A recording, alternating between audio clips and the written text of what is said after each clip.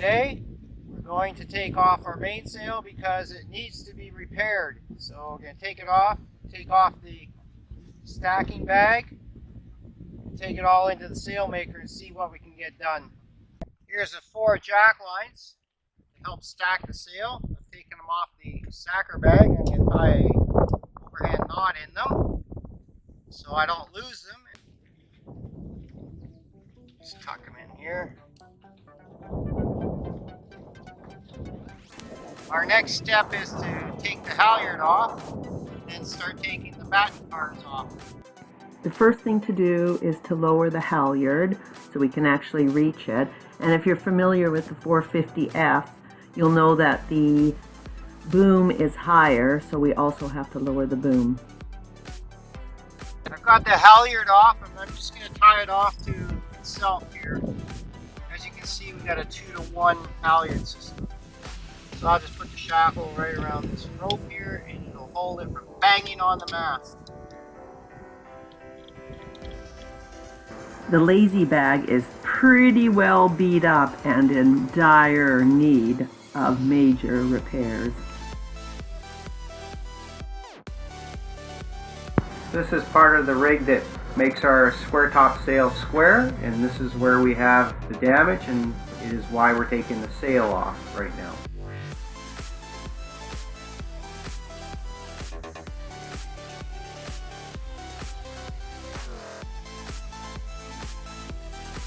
Of course, because we're doing this, there's a squall, rain squall coming and wind.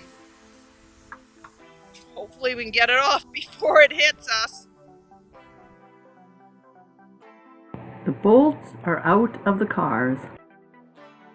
Taking the tack of the mainsail off. Reef line number 2.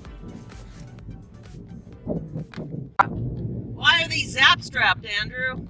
I put zap straps in here so I don't lose the shackles and the shackle pins, which is not a good thing to do when you're out in the middle of the ocean. All of a sudden the shackle pins drop off your sail onto the deck. And no more reef. Yeah. So I suggested that we zap strap everything. That's why there's always a hole here in the pins. I am helping, I'm not just taking pictures. Rain is right there. And I turned off the wind generator just in case the sail goes flying when the squall hits.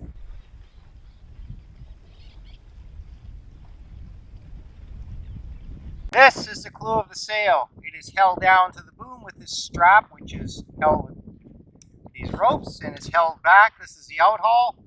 There's no adjustable outhaul on this boat. It's just lashed in here.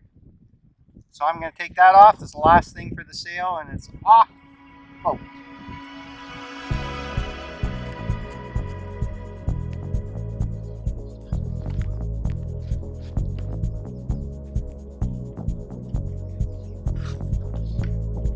Sail is now loose. Here is the damaged section that we're going to get repaired. We have a hole in the sail right there.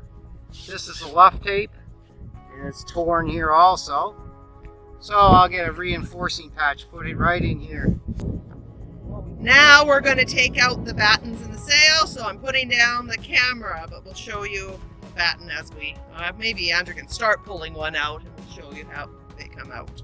This is a batten pocket. It has a pin you can adjust the battens with this Allen key cap. You pull the pin out, now the cap will rotate, and I'm just going to undo it. There's the cap. And now we can just push it back. Right, Andrew can show you before I put down the camera and do this. I'll be doing this. He can show you a small one. If I can get it out. Yeah, we usually have 2 of us, one push and one pull. Okay.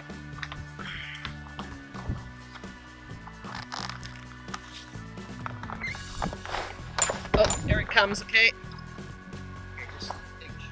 And that's how it is. All right, putting down the camera to complete it. These are fiberglass rods, very stiff. And I've marked it here as a 5A.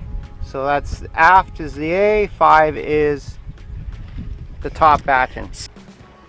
The squall has passed us. We are getting wind from the clouds, though, that are right up ahead.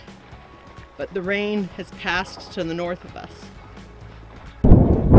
Just getting a little bit of wind from this cloud. So we'll wait till it passes by so we can hold up the sail better.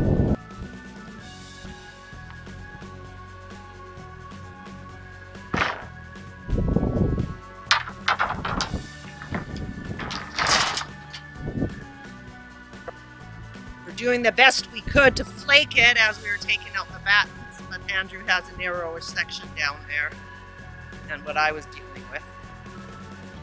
Next is the lazy bag. This bag has been through a lot of weather, a lot of big seas and storms. Not this bag. This bag has been through a lot of weather and big seas too. Lazy bag is folded and stored under the table for now. The squall has passed us. Now we're going to fold the sail. Flaked and rolled. Let's see if it fits into the bag now. A little wind resistance. Yes, look at that. Look at that. Another squall's hitting us.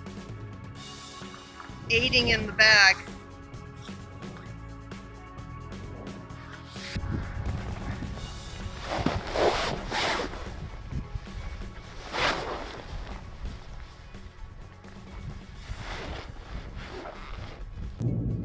Fits nice and easy. Leanne and I did a great job of folding up the mainsail.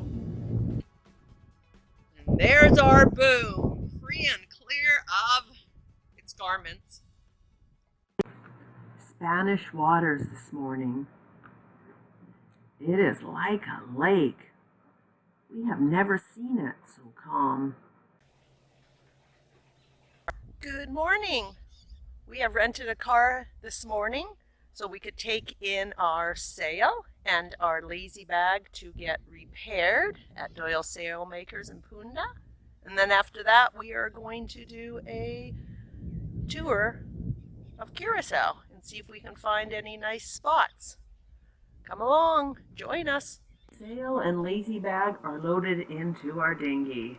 Lucky for us, it's a very rare, calm morning. We're even facing west, which is unusual. The Curacao Spanish Waters dinghy dock. Very crowded, broken. Carry it up here. And there's all our stuff. I'm just waiting for Andrew to bring back the rental car. At Doyle Sail and Lakers now. And here is our lazy bag. Ordered a new lazy stocker. Yep. What's the color?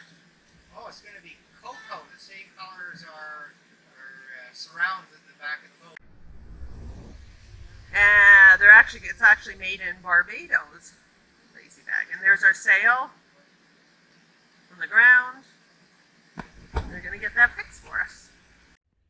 Our first stop is Hato Caves.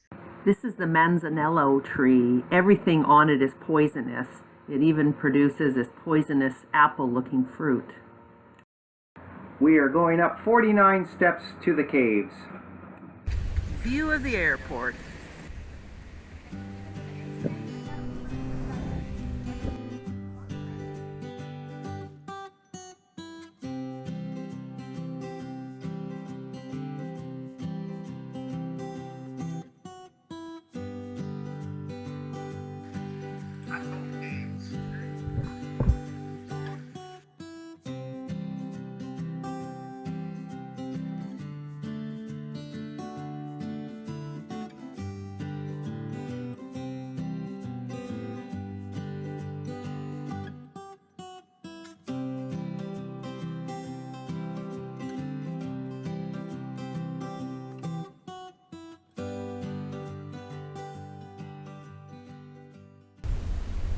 Came out of the caves, now we're doing a walk through here. Oh, there's a nest.